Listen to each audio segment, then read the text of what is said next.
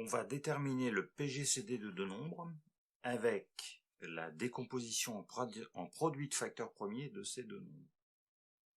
Alors, PGCD donc de 75 et 30. Donc, on va décomposer 75 en produit de facteurs premiers. Donc, 75, c'est 3 fois 5 fois 5. 30, c'est 2 fois 3 fois 5. Voilà, donc là on a les deux décompositions en produit de facteurs premiers.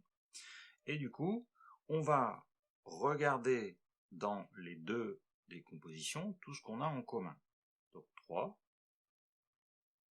5, c'est tout. Alors 5, attention, 5 est commun une fois, on prend une fois.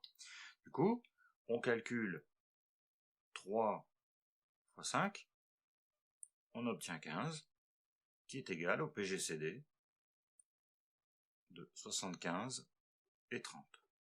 Voilà comment, à partir de la décomposition en produit de facteurs premiers, on trouve le PGCD.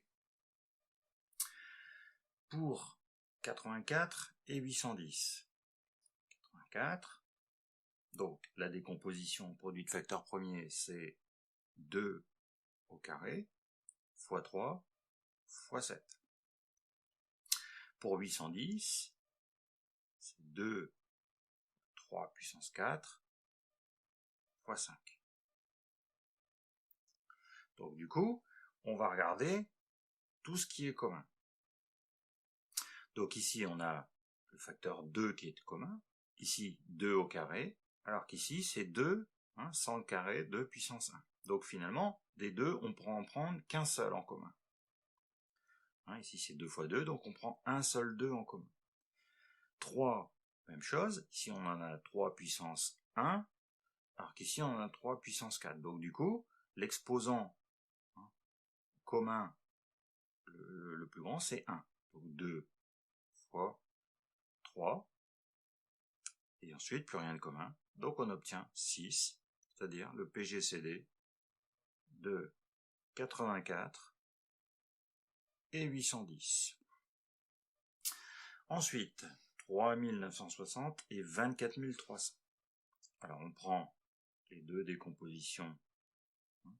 Donc on obtient pour 3960 2 au cube fois 3 au carré fois 5 fois 11.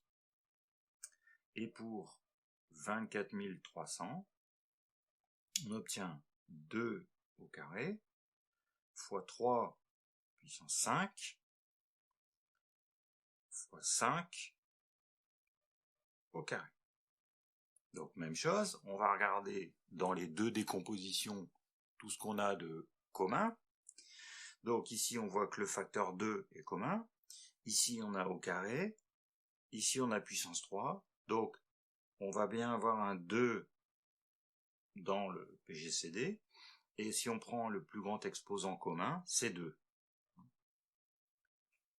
Pour 3, ici on a 3 puissance 5, 3 au carré, même chose, 3, plus grand commun dans les exposants, c'est 2.